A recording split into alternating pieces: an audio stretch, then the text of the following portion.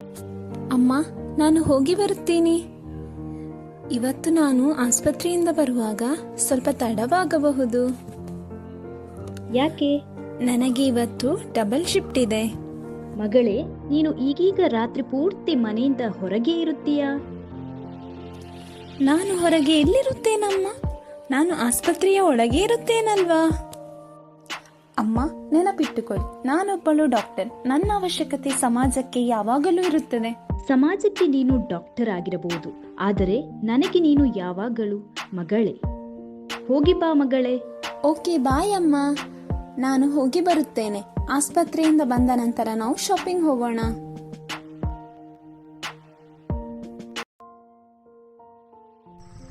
ಏ ಬುಲ್ಬಲ್, ಏ ಬುಲ್ಬಲ್.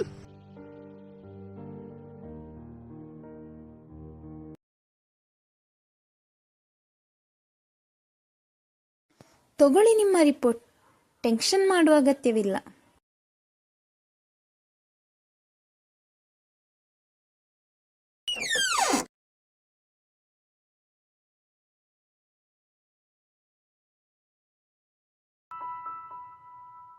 ಹರಳದ ಮಲ್ಲಿಗೆ ಅಳುತ್ತಿದೆ ಮೆಲ್ಲಗೆ, ದಂಡನೆಯಿಲ್ಲವೇ ಚಿವುಟಿದ ಕೈಯಿಗೆ.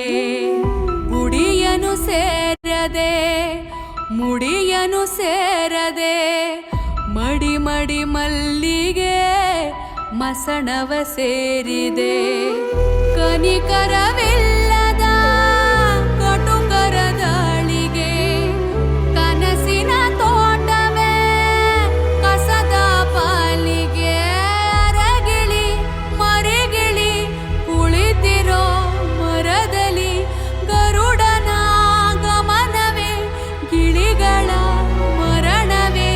ಕುರುಡರ ಜಗವೇ ಅರಳದ ಕಿರುಮಲ್ಲಿಗೆ. ಆಯಿತೆ ಮೈ ಮೈಲಿಗೆ ಅರಿಯದ ಕಿರುಮಲ್ಲಿಗೆ. ಅಳುತ್ತಿದೆ ತುಸು ಮೆಲ್ಲಗೆ.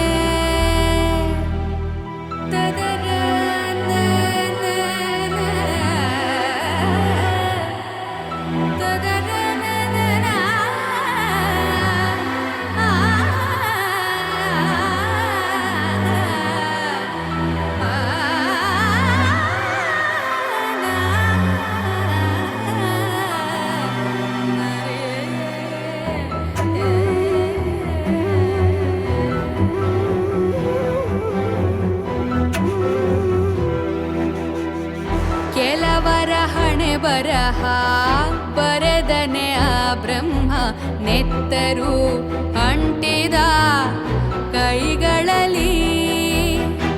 ಗಗನದಿ ಅಡಗಿರುವ ನಗುವನು ಅಳಿಸಿರುವ ದೇವರು ಅನ್ನುವ ಹಸಿದ ಹುಲಿ. ಸುಟ್ಟಿದೆ ಬಾಳಬೇರು, ಕಾಯೋರು ಇನ್ನು ಯಾರು? ಕಣ್ಣಲ್ಲಿ ಇರುವ ನೀರು ಧುಮ್ಮುಕಬೇಕು ಜೋರು.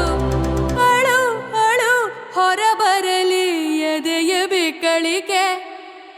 ಹರಳದ ಕಿರುಮಲ್ಲಿಗೆ ಆಯಿತೆ ಮೈ ಮೈಲಿಗೆ. ಅರಿಯದ ಕಿರುಮಲ್ಲಿಗೆ ಅಳುತ್ತಿದೆ ತುಸು ಮೆಲ್ಲಗೆ.